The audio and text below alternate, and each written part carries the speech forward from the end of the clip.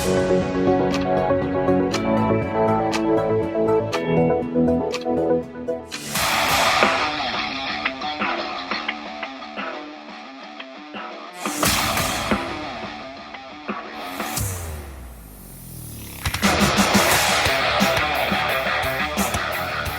from our sponsors.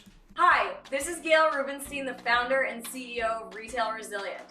Car dealers all over the country love working with us. We have two product solutions that they absolutely love using. The first product solution is a Facebook and Instagram school. We also have a campaign management program where we generate leads for them. Our car dealers typically say to us, I had the highest grossing month in the history of my business. I'm up double in my volume year over year. And we absolutely love helping car dealers. So give us a try, give us a shout. We would love to see if we're a fit to work with you. Hi, this is Barry Jordan from WhiteGlovePerformanceGroup.com. I'd like to take a few moments of your time to share how we can make you more profitable. Dealerships all over North America are using our cloud-based power dialing platform, Touchpoint, to manage their outbound sales-generating phone calls. With Touchpoint, your agents can make up to 50 calls an hour. Leave a voicemail, send an email with a link to a video or to your website, all with a click of the mouse. We specialize in empowering your teams to make the calls that make the sales. How can Touchpoint help you increase profit? Check us out, WhiteGlovePerformanceGroup.com. Hi everyone, I'm John Latka from Automotive Business Solutions, where we help dealerships build more productive and proactive by appointment sales cultures through our Performance Management Partnership Program. So, if you want to increase your sales volume by 2 to 3 sales per month per salesperson, call our toll-free number, 877-708-8484 for a free consultation. Thank you very much. And now it's a couple books. So Daniel H. Pink, To Sell is Human, Never Be Closing with Tim Thurston and Tim Dunn, and How to Win Friends and Influence People, a classic, Dale Carnegie. Go ahead, Jeff. Good morning, everybody, or afternoon or evening, wherever you're watching us. Thank you for joining us. We always read our disclaimer just to let you know the views and opinions of everybody here are those of themselves, and whether we agree or not, they don't necessarily reflect our opinion. So there you go. We're off the hook. And the show today is Does Your Process Suck or Does Your Sales Process Suck show. So let's go. Go ahead, Jeff. Well, thanks again. And we have our illustrious group of guests joining us today. And we're very proud to have some pretty neat people here, as well as all of our sponsors have joined us today. So this is really good. And so our first guest is somebody who needs no introduction to the Auto Hub crowd, the man of dulcet tones, John Latka, the CEO and founder of Automotive Business Solutions in that vacation capital of Canada, Halifax, Nova Scotia. John, just take a moment, say hi to everybody. Thanks, Jeff, and hi, everyone. As most of you are probably aware, I have over 30 years of sales management and leadership experience within the automotive industry, along with a background in psychosocial rehabilitation. Now, at Automotive Business Solutions, we offer performance and HR-related consulting, along with sales and management training through seminars and workshops. We also coordinate and host sales events. In addition, we've developed performance management software that's available on a subscription basis. And we offer ongoing partnerships through our Performance Management Partnership Program to help dealers elevate individual and team performance. Back to you, Jeff. Thank you, much appreciated. And coming from another vacation capital of the world, Edmonton, Alberta, Canada, is Brandy Lindgren, who's the Director of Development and Sport of Disclose, which frankly, that sounds like a rock band or a rapper. And Brandy of Brandy Solutions. Brandy, take a moment to introduce yourself and thank you for joining us. First off, thank you so much for having me. It looks like a really awesome panel, so I'm really looking forward to this conversation. I have been in auto finance, auto industry since I was 19, so held a huge variety of different positions from reception right up to GSM. I am currently working on a system that actually helps with process, and profit. It's called Disclose. So for more information, you can visit the website, request a demo, www.disclose, spelled DISKLOZ.ca. Thank you very much. Again, it still sounds like you should be a rapper. And you've been in the business. Hey, if it's catchy, I don't care. Yeah, you've done so much in your 6 years in the business. No, yeah, thank you. And last but not least for our guest today is Brian Maxwell, who's an automotive sales and process trainer with Sales Professionals of America. A very shy guy. He admitted that himself. He's only not on camera because his house is being torn apart by people. And actually, he's the only person here that isn't located in a vacation place in Florida. Brian, take a moment to introduce yourself. All right. Thank you, Jeff and Ian, for having me on. Brian Maxwell, owner and founder of Sales Professionals of America Recruiting. For the last 20 years of little over 20 years of experience as far as in sales processing and sales training in the automotive niche. And for the last decade, have been working with major dealer groups around the country, helping them increase the performance of their sales team members by just going back to basics, man, and picking things up from the beginning and taking them step by step throughout the potential process and helping them just evolve their thinking and performances. And actually right now, I just released a really cool digital product for salespeople. So if any stores have any salespeople that really need some help and they say, you know, we just want to get these guys a quick pickup, they can go to SPOAR.us, check out some of the free training resources and get started there, or you know, and I'll get a little bit more into whatever else is offered later on. But I appreciate you guys for having me on, man. Thanks so much, Brian. I appreciate you taking your time, Ian. Yeah. What is sales process and why is it important to have one? Let's start with Brian. Well, I mean, as we know, process is everything. It's like, I like to equate it to baking a cake, right? If we were going to bake a cake and we had eggs, milk, flour, and sugar, you know, if I took 30 eggs, 30 pounds of flour, 20 pounds of sugar, and, you know, 10 gallons of milk and mixed it together, I'd probably make slop. But if I took 3 eggs, a cup and a half of flour, maybe 2 cups of milk, and, you know, made my measurements better, I could have a better chance of baking a cake. And sales is like that. You can have all the skills in the world, but if you don't know how to put them together in the right place at the right time, it'll all fall apart. And I think in the automotive industry right now, we kind of have the backwards way of thinking, where when stores are making money and doing well like they did through COVID and their profits are at their peak, this is the time where you got those extra profits, invest in your team.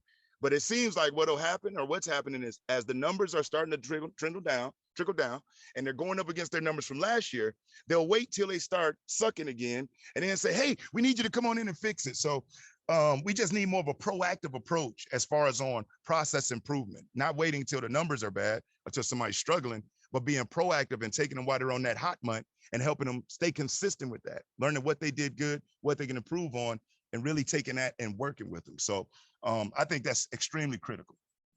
So more of a long-term approach as opposed to a short-term panic approach? Absolutely, have to. Brandy, what do you think?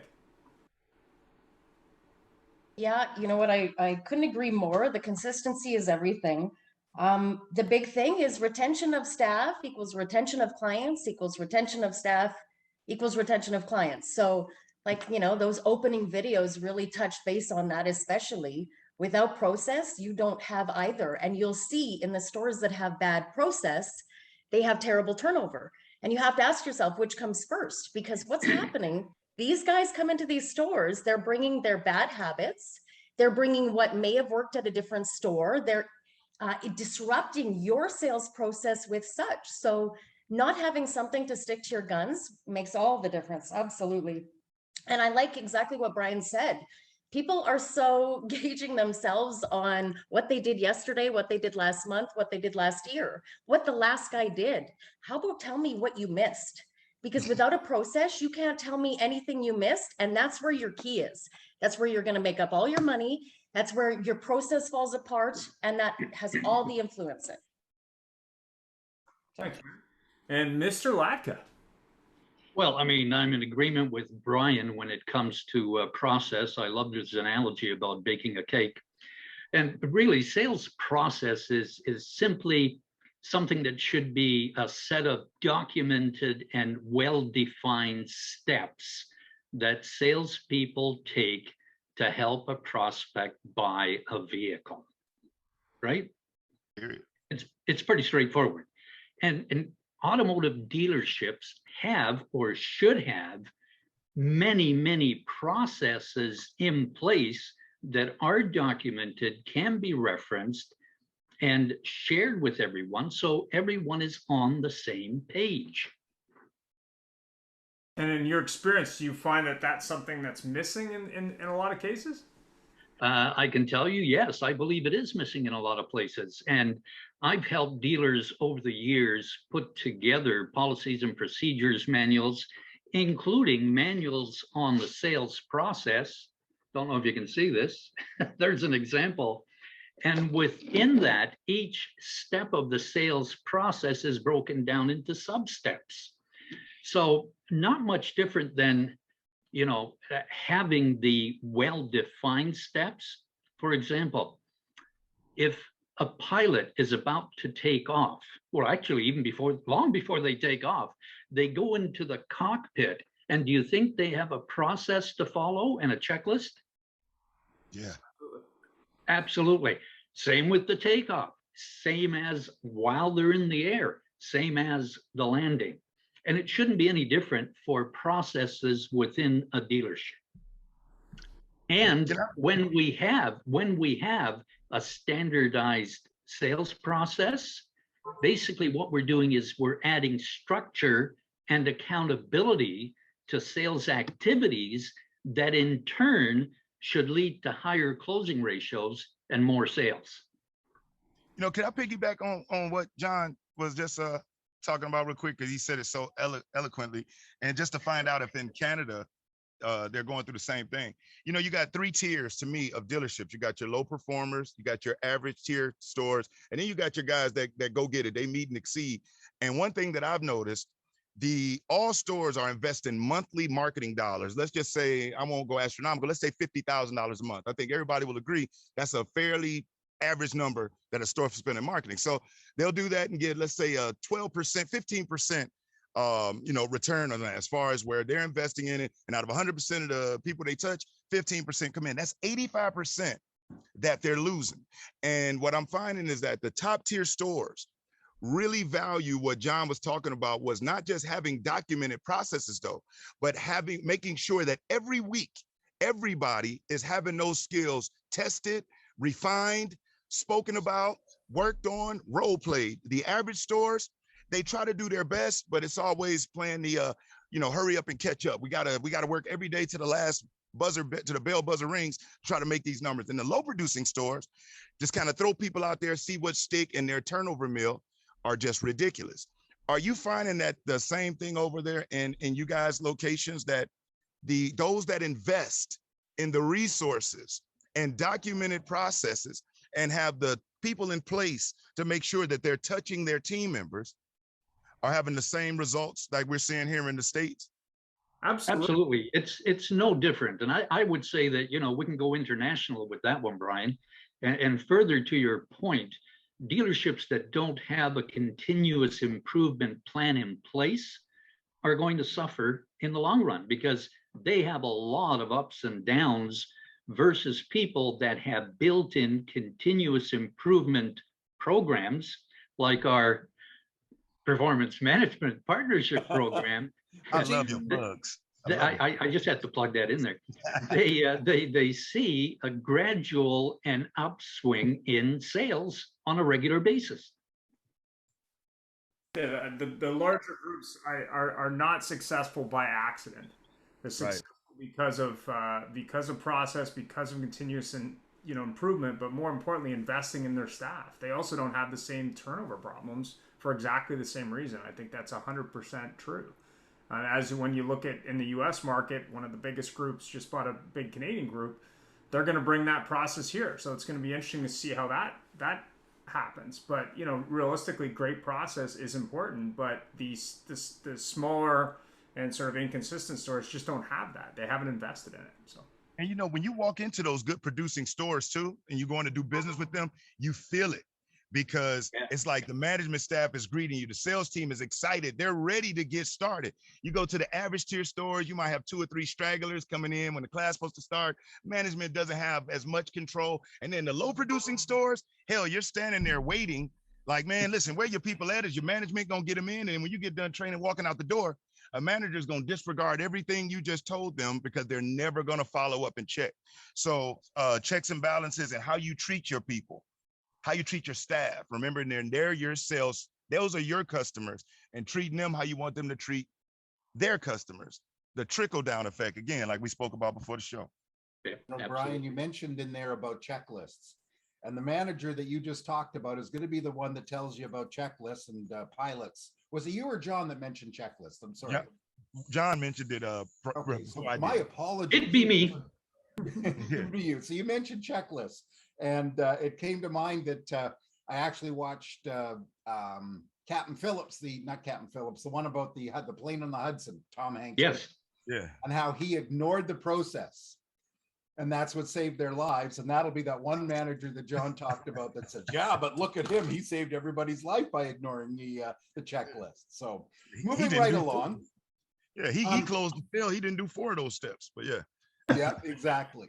So these days, you know, and Brian, you did mention that too, through COVID, a lot of dealers were very, very successful. And they probably got there in spite of themselves. And so does achieving objectives actually mean that your dealership's processes are good? And truly, how does a dealership determine if their sale processes suck, even if they're achieving objectives? And I'll go to Brandy because she's been quiet while John and Brian took over. And we all know that's unusual, so. I'm not swearing first. That's all I care about. This episode, I am not the first to swear. No cursing. Right? Yeah, I can't promise, actually. Who am I kidding? So first off, yes, like define achieving, right? Because what are we achieving against? We're achieving against, again, who was in our seat last, who was doing sales last, the team the last guy had. There's always adjustments and concessions made on all of those variables.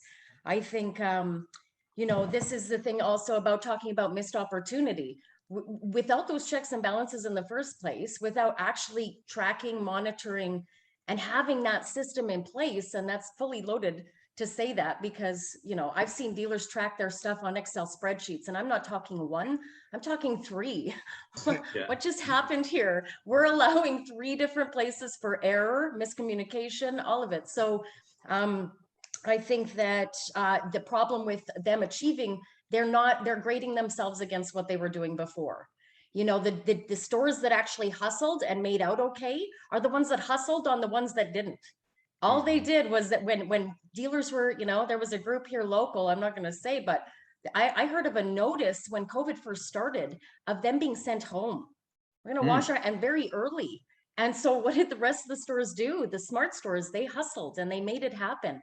And the unfortunate part with that, though, it wasn't just because they had a process. It's because they hustled when they needed to, right? They picked up where the last one didn't. I still don't think that dictates that you, by any means or measure, are a successful dealer, though, unfortunately, in my own opinion. No, I tend to agree with that. Brian, your take on this? I agree with Brandy on that wholeheartedly. And another thing, you know, for any general managers or managing partners or dealer principals that may be listening, more so the GMs, you know, and again, I'd like to hear, you know, how you guys feel about this. You know, when you're speaking with a general manager, they're very prideful guys or ladies, people. They work their way up. You know, many of them start from the ground and got to the top. And so they trust themselves, right? So they're running this tight ship, and somebody like us reaches out. You typically, hey, we got it. We're good. Da, da, da, da. And the first person to go when the ship starts sinking is the same person that told you we don't need you. So I really believe that the willingness to do what dealerships want their customers to do, which is listen, is what more GMs, managing partners, or dealer principals should do. You may be doing fine today, but what about next month? What about 6 months from now? What about a year from now? Because when you get that pink slip and you're not there anymore, and that $300,000, $500,000 a year job is gone, you know, what are you going to do then? It's too late. So it's just more so about being proactive rather than reactive, on top of what Brandy has shared. You're right, Brian. Sorry, and I just want to add to that, because that's just it. They are very quick to react after the fact. And I think that's the ticket there, is that if if we, you know, here's the difference between you and me, Brian, versus, and even John versus somebody in staff. We're actually here to work on it for you. You work in it, you continue working in it, you build what you have in front of you. Let us look at your process. Let us look where we see as an unbiased opinion where you might be lagging. It doesn't cost you anything at the same time. So sometimes, I hate to say it, we are all full of ego. That's why we're here. But we do have to kind of check that before it's too late. Don't be reactive. Actually, let us take an unbiased look at what you're doing and give an opinion. If we're wrong, no problem. Right, we'll leave. Right? My time. It's not my time. Do you take a look for free? Just kidding. Moving along, John, your take on that? I do. I would. Absolutely, I would. Not a problem. Thank you. All right, so we're still on, does achieving mean that a dealership's processes are good? And the answer to that is, from my perspective, no. Success can hide a lot of sins, right? Yep. Achievement doesn't mean that your process is good or it's being followed. It just means that at this point in time, whether it's COVID or something else that's helped you hit or exceed your target, may not be process related. So really, what you need to do is ensure that you are able to track individual and teams' sales process related activities. If you can do that, you can then see where your opportunities for improvement are, and then focus on those to help individuals and teams get better and be more successful. Well, I have to say something too. When we're talking about processes, doing it right, there's also process pivoting. And I saw an ad the other day, you know, we've all seen it. We drive by dealers now and there's 7-acre lots full of 19 cars. And you see them very creatively try to fill the lot with staff parking. Yeah, but Ford has now come out. I don't know if in the States, but in Canada, they've now come out with a program, of a factory order program, because they know the factory is going to start tooling up. But to keep people from going and just keep, you know, owning them, they change that process. Whoa. Ian. Yeah, following up on the previous question, who should make the decisions on process? And then those responsibilities, then who's going to interact it? So let's just say the manager makes the decision. Who's then going to do the work? Like, who's actually going to make it happen? So let's start. I am. Go ahead. Did you want me to go on that one, Ian? Yeah, go ahead. Yeah. All right, so it should be leadership and management making the decisions on the process and make sure that they're enacted. The challenge with that is, and I don't know if you've heard this old adage, but a fish rots from the head down. Now, what this means is, generally speaking, leadership is the root cause of failure. Oftentimes, they have too much on their plate to actually make sure that things are running the way they should be running. And that's where folks like us come in to be able to help do some of the heavy lifting that they might do initially, but they're not going to be consistent with it. It's not going to last. That's a great point. Oh, if I can interject there, how many of you have had the people at the top come to you to say, well, we didn't achieve because my manager didn't do it? Right, that's happened. Well, no, very rarely will somebody really, talking about from the sales rep side or from the management side. Yeah. Management doesn't really like to take blame when things don't go right. It typically falls down on the sales associates.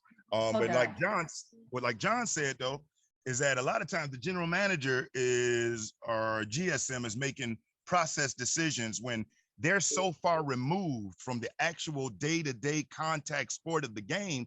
They're making it based off what they might have went through as opposed to real world what's happening today, which is why one of the things I did when I changed up how I was going into stores, I'm very hands-on with the team members as far as in real world applicable methods that you can use today. Not saying 20 years ago was bad, but the consumers have changed. Technology has changed. Information flow has increased. So you got people's attention span that went from 20 minutes in the 80s to 8 seconds today.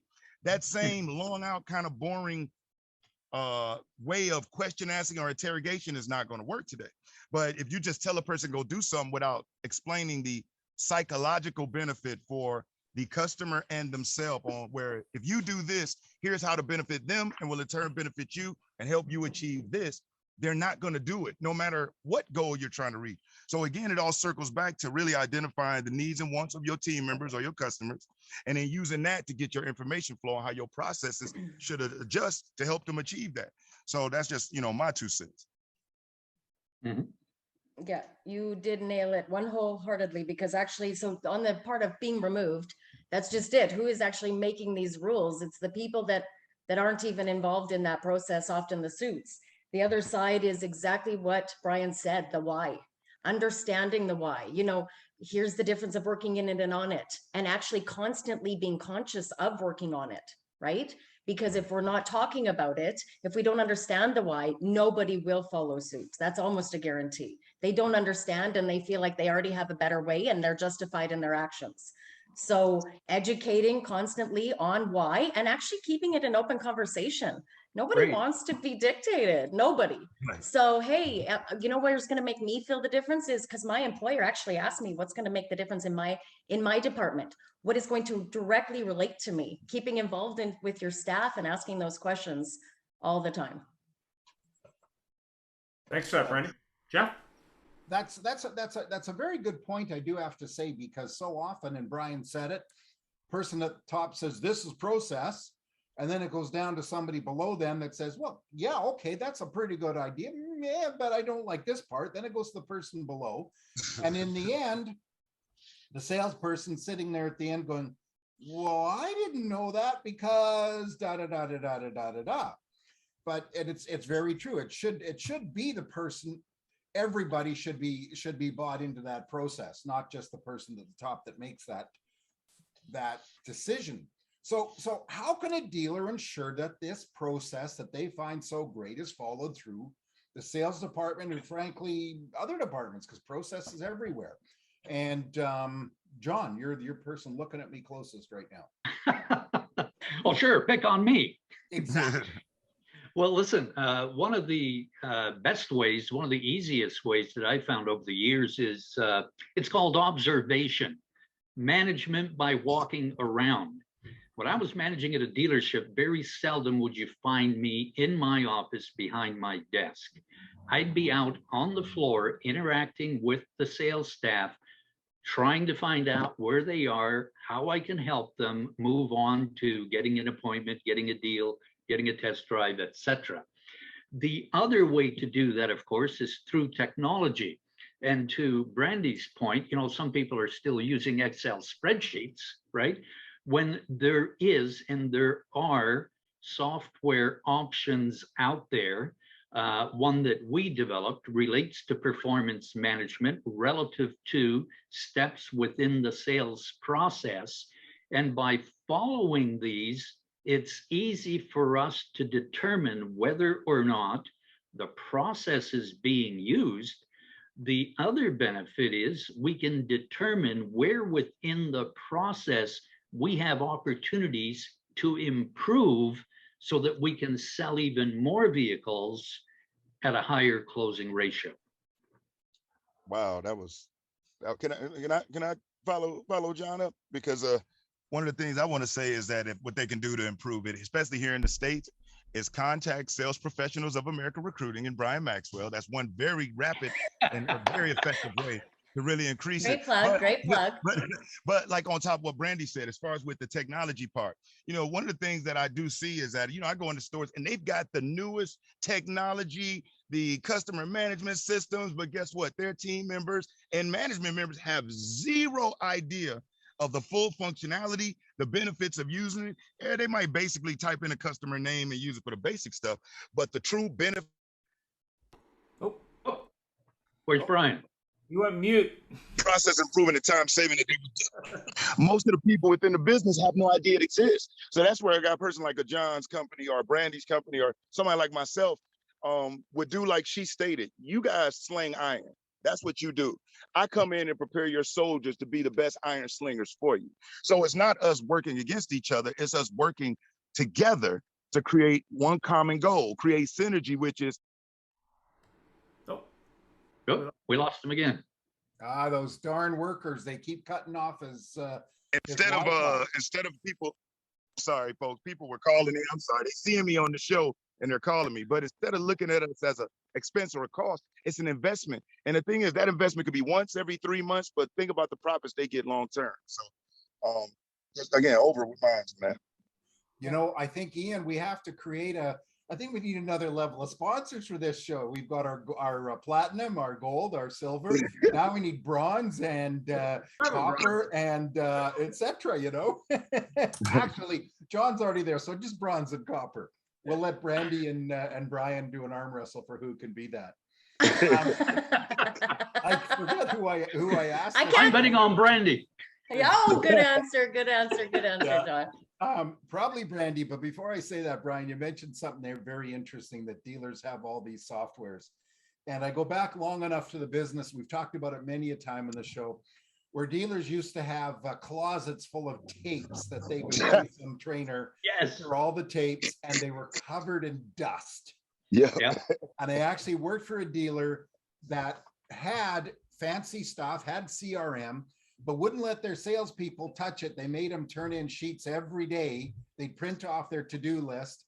They'd make them call people, handwrite it in. They'd turn it in every day because they just wouldn't trust their salespeople to do it right. But Brandy, I'm going to ask you, because I don't think you're the person that answered this one. How does a dealer ensure that their processes are followed through? Well, it's so fully loaded. I agree with everybody's comments. The big thing is data. Data is so valuable. Data is so valuable on every level. And this is, you know, when I was creating Disclose, where my mind goes with things is where the missed opportunity lies. That is where I focus. I started at groups and, you know, overlooked departments, overlooked a store, overlooked a branch. And my manic mind goes to that part, is I want to see, you know, what you actually missed. You can tell me you're great, and you can tell me your per car average is this, and you can tell me you do this many sales.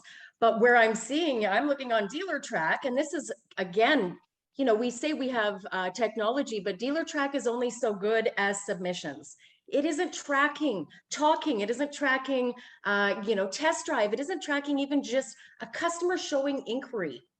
And that's kind of with me, and how I created Disclose was I struggled with training. I struggled myself. I have my own way of doing things. I'm a full disclosure salesperson. I use all of the data about the vehicle to walk myself through the process. But I struggled in explaining this to people. And this is the part as well that's such a disconnect, is that we get off on track of what actually, you know, the breakdown of the process. You know, the tracking of the actual first inquiry, the tracking of the inquiry to the sale or inquiry to the test drive. What does that process look for you? You know, that next tracking of from actual sale and agreed numbers to delivery. What needs to be done in that whole factor? So there are so many things that happen. And I found my biggest thing with creating the system was my struggles in keeping it all aligned, tracking what was missed, tracking the positives, tracking where we are right in front of our face, a dashboard that's telling you at all times. So, you know, I can say, you know, why is sales process important and how do we ensure? This is the very thing I struggled with, which is what actually inspired me to create this program. You know, all of you have said this, but I'm very disappointed, all of you, because not one of you have said the exact term that the inmates are running the asylum. I was waiting for that, because when we wrote this question, that's what popped into my mind, because all three of you have heard it. I've heard most of the people on this call. I certainly know Gail has heard it, and I try to say it to I really try not to say it as well, because I can't get my people to do it. Wow. And automation is important. Who mentioned the word leadership, right? Mm-hmm. So how do you get your people to do it? I think it goes back to what I stated earlier, which is the best stores that I've ever worked with, when you talk to their managers about their team members, it's not just, hey, that's Rick or that's Sue over there. They know very detailed about what's these people's lives are like. Everybody's not motivated by money. And every store is always like, hey, get the big commission check. Somebody doesn't care about that. One person just might want to get that certificate that says they're the best at it. They did a great walk around. Just the recognition alone. One person may want to move and be able to rent a nice house. Maybe want to put their kid in private school. Everybody has different motivations. And it's about finding out what those individual motivations are and then putting together, showing them how the process that you have at your store, if they follow these steps with these people and do it this way, will help them achieve what they want, rather than pushing it as just for the store. Because when you're telling everybody, do it for the store, and then somebody needs to take time off to take their kid to the doctor, and it's almost like they're being interrogated and fear getting fired, how motivated are they really to go all out for you, because you didn't go all out for them when it was your time. So I think the stores got to stop preaching this company and dealership first and go people first. And they'll realize when it's the people first, the people in turn will fight for the store relentlessly. The number one reason people leave jobs is not money, it's lack of appreciation and recognition. And I think most dealerships forget that. That's tremendous point. That's a tremendous point. Brandy? Well, and that's just even exactly that, Brian, kind of adding that to your checklist of things to do. Appreciation.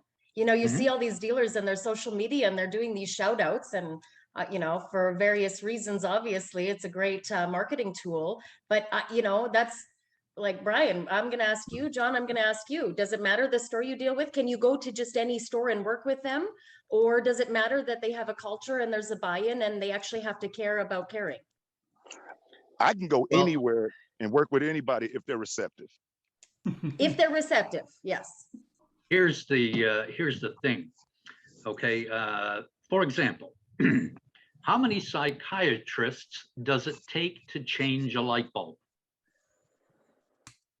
Only one, but the light bulb has to want to change. Right. Okay, so like Brian, I can go in and help any dealership, but first of all, they have to recognize that they have an issue, and then they want a solution, right? In my background in psychosocial rehabilitation, working for a social services agency, we provided housing and rehabilitative services for people recovering from psychiatric illness. To get into this program, you had to show that what you were interested in was more than just housing. You wanted to have the rehabilitative services.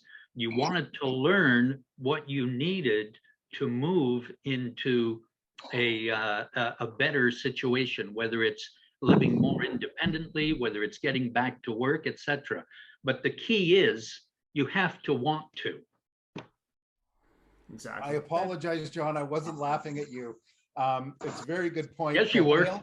Gail just shared something on TikTok about a screenshot of everybody here, and there's that TikTok thing where people go, and they do all this thing with their hands, and geez, I popped up. I'm sorry, and it was all of us here, so I apologize for being so rude. That's Okay, what she was recording. We all need a copy of that, okay? I was TikToking the Auto Hub show for you guys. I love it. I love it. Perfect. It's just that, I wanted to sit there. I don't know how to do it, but I've seen it, And and Brandy asked a good question. I want to ask a question too. How do y'all feel about this? I also believe that, to follow up on that last question, for them to stay consistent and whatnot, it's got to be more than just a one-time shot. Absolutely. Team members, they watch and they notice when a store implements something new and then it phases out. As a matter of fact, they begin, whenever something new rolls out, they're like, okay, yeah, this only be around for a week. And so whenever they bring something new, it's ineffective because they know you can't inspect what you can't expect. You can't track what you can't measure. So a lot of times the sales team members know nobody's going to follow up with this. I think it should be more, if you talk to John or Brandy or myself, it's not just, hey, come in, it's going to be a miracle fix. It's consistency. If they see us coming back the next month or every quarter for a year, they say, wow, the store is really committed to helping us get better and it's working. That has an impact on their mentality too. And there they see you. They know you're there to help them. They know the store is investing in them. That creates a level of confidence that goes a long way. But they bring somebody in one time and year and no one else and implement this and it phases out. they get used to that, and so nothing excites them. So I think stores have to watch out for that too.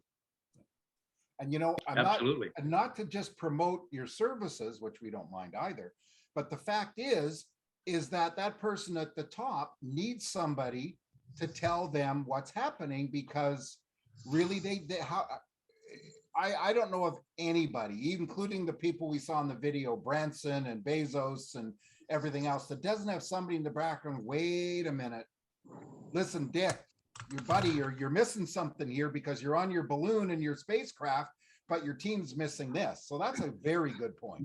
They're afraid to tell the emperor that he's wearing no clothes, huh? You try to tell Bezos that one. It's John. interesting. One of the dealerships that we worked with, the general sales manager referred to us as their voice of reason. Now that's excellent. When you're seen like that by the GSM, that's awesome. Well, and you're right, though, because the unbiased opinion is actually what matters. You know, when you look at these stores and these groups of staff work together, I hate to say it, but you're not holding each other accountable. You really Nope. aren't. You are being biased to your teammate, and us coming in can give you the goods without anybody's feathers being ruffled. There are no internal relationships ruined. It's an honest opinion from the outside working on it. It's like a relationship. It's like a bad relationship. You don't know how bad it is until you get out, right? Yep.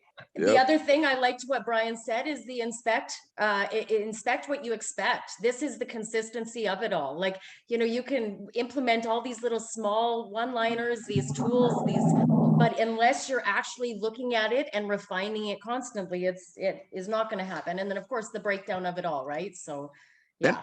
And I think it's all easy. Why not have a monthly demo contest? It don't have to be just one day, but throughout the course of a month, everybody's got to do a demo on a specific vehicle. Why not do a overcoming objections contest every month? Not just one day, but on a scheduled day for just maybe 30 minutes. You grab team members in and you go through, you hit them with some objections, see how they overcome them.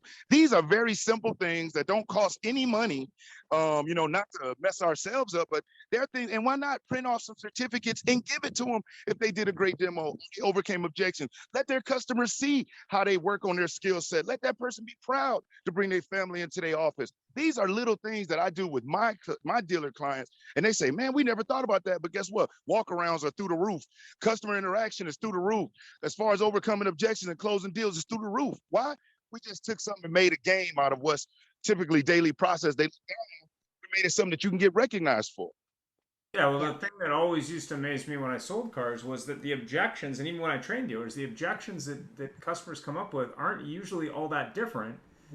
No, most salespeople don't know how to overcome them because they're just not prepared. So it's really a question to your point of, okay, let's talk about the top 5 to 10 or the top 3 to 5, and let's get prepared. Let's prepare for the day. You're right, but we're so focused on actually what's in front of our face. The other thing that just that you said, Brian, that hit me, and this is one thing that I've been thinking about lately, is I loved debate. When I was in high school, I was all up for a good debate, and it wasn't to be you know, confrontational.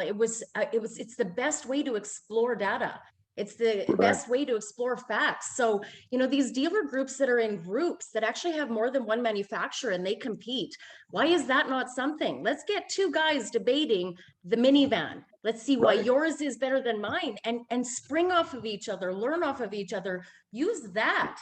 They're going to throw objectives they've heard equally from each other. So why not debate it out and be ready for those objectives? Yep. Well, and not realizing, go ahead. Oops. Well, I was going to say that, you know, the biggest challenge here that I see from my perspective is that we've become more of a transactional industry than a relational industry.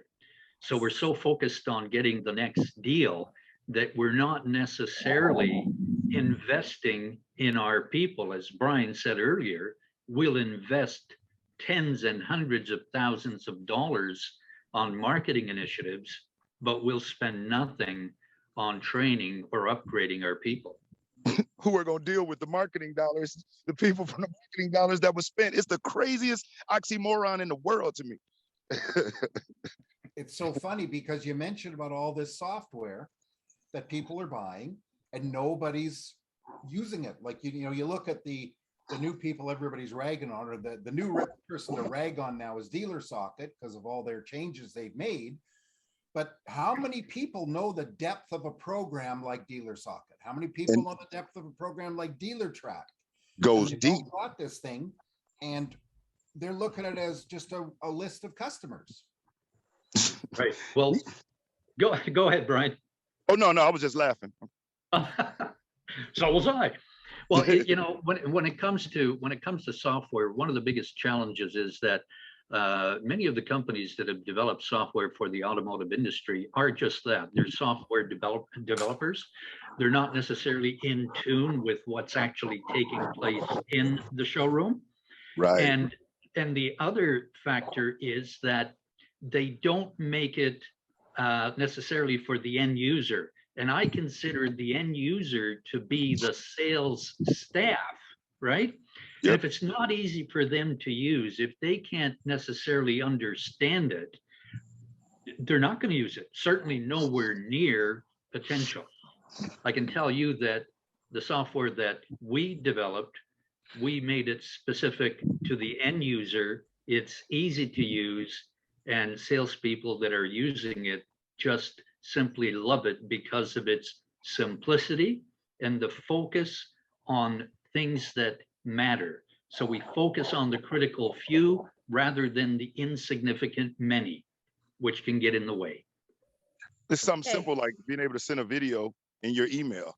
Yeah, I'm realizing just how many of these customer management systems can do that, but how few. I think last time we checked, it was like less than 15% of actual team members even used it, but there was a greater percentage that didn't. I mean, less percentage, like 50%, that didn't even know it existed. We had did it with one group, but it's just little things like that. I apologize, Brandy. No, you know what? I was just going to take my opportunity to get a plug in here. So, so the system, actually my system, the tagline is the dealer system that drives buyer confidence. And that's the thing. We talk about transactional. You had said it's gone so far transactional, and John, that was perfectly said, because I'm going to point exactly one example. How many stores are actually calling just to say hi? How many stores have their salespeople saying, hey, do you know, like, what is it? 30% of people know somebody buying a car. If I'm going to tell you right now, the reason that people don't answer the dealership's call is because they're always calling for a sale. Always. Yep. It's not to wonder how I'm doing. It's not to see if, hey, do you know anybody that is in the market? Can I be of service? Can I be of service to you? I just saw you were in for service. How can we help? Make sure you see me for a car wash. I'll get your car wash. Make sure. We always call for a reason. We're never calling for nothing. And you know what? You want to start changing that culture with your database of people, call them just to say hi. It's pretty simple. That is so brilliant. I have to say that reminded me of one of our shows. We discussed this, but out here in BC and Western Canada, predominantly, one of the biggest dealer groups there is the Jim Pattison Auto Group. And Jim Pattison is a self-made multi-billionaire who's all over the car business, retail, mining, grocery stores, you name it. Advertising. And I've known people that have worked for him for years, and he phones them up and he says, hi, how are you doing? And they start to talk business. He goes, no, how are you? How's the kids? How's the husband? How's the life? You know, tell me you subbed your toe a month ago. How are you doing? And we should do that with our customers. I think it's just brilliant. And right, with our employees. Yeah, I was just going to say, John, you are right, because it's not only that's what trickles off to your staff expressing it to your clients, is showing that interest in the first place. So 100% it goes to your staff, but also to having your staff even extend that. That's the culture. Well, you see a lot of groups. We've had some on the show, but you see a lot of, actually, there was an interesting video this morning I watched on LinkedIn from Penske, whereas basically a lady who's a service writer talking about how she got in the car business, which was interesting, probably more from a recruitment point of view, but it was very more of a story. But the group that we've had on the show, the Sentes group, a lot lately, and for a while, they basically do videos all the time about, not about, who's the best salesperson in the universe, but just talking about their staff. Like, here's a person, they've been with us for 3 years, here's a person who's known us for 5 years, here's a new person, whatever. but it's more about their staff than it is about anything else. And I think the thing that's really interesting about that is very few dealers do that. I mean, it's very unusual. So it stands out. Recognizing tenure should be one of your biggest claim to fame right now. Yeah. But you know what's funny? I mean, people you see in the industry, a lot of long-term people are no longer there anymore. And yet they're the ones that know the process inside and out. Of course, some people say they're the ones that ignore it. But yeah, you basically have to acknowledge people. We're not getting late, but we're getting close to the hour, and we should move on, Ian. And any final questions from anybody in the audience, or any final thoughts from any of our guests? I really enjoyed being on a panel with John and Brandy. This was I've done a few episodes with you guys over the years, and this was one of the funner ones, or one of the ones I really enjoyed. So thank you guys. Well, remember to You guys tell are awesome, everybody. John and Brandy. Tell Likewise. everybody, because we like more people. We like more tuning in. And like we said, our days of the podcasts, we don't get to react so well. And you know, some of our best ideas for shows have come from actually the audience. Yeah. And you know, we look at some of the people that are on there, and you know, some of the ideas that we get are phenomenal. And it is very true. With your renovation. They're renovation there, and they're tearing it down and gutting it. So it's going to be a very fun day today. And this is one of the only shows we have not heard a dog bark. That's because all three of mine are in the back. I had to go outside. So you're welcome. And actually, I must say, for speaking of audience, this has been a very quiet audience, this show. Yeah. Normally, where's we get questions? lots of questions. No questions at all. Well, Maybe we were just that good in entertaining today. We were answering the questions. Well, Troy Glenn is usually a person that comes on that asks lots of questions.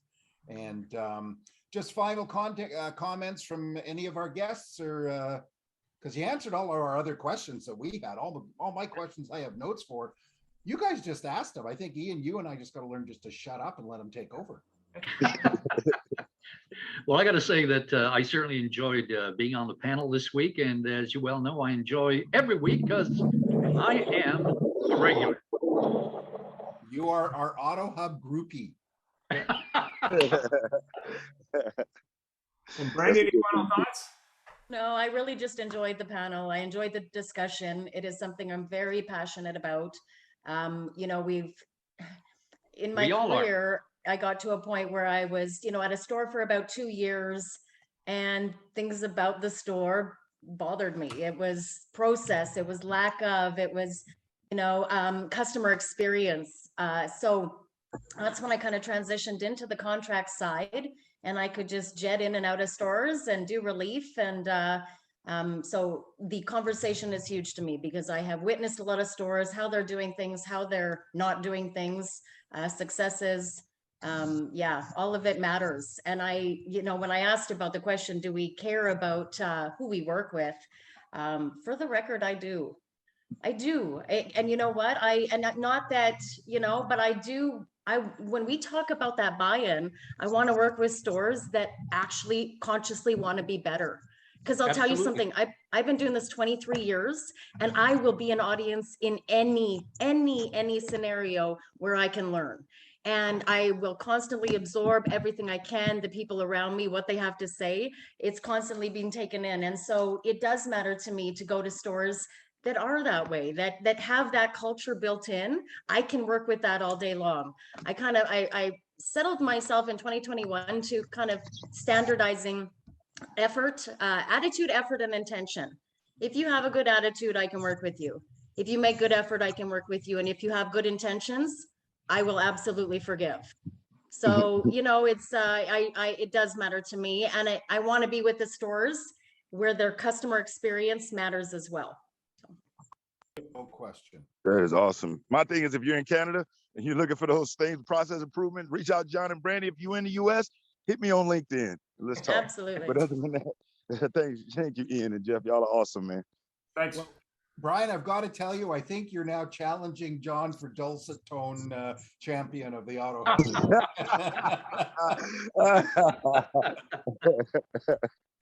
Ian, I'll leave it with you now.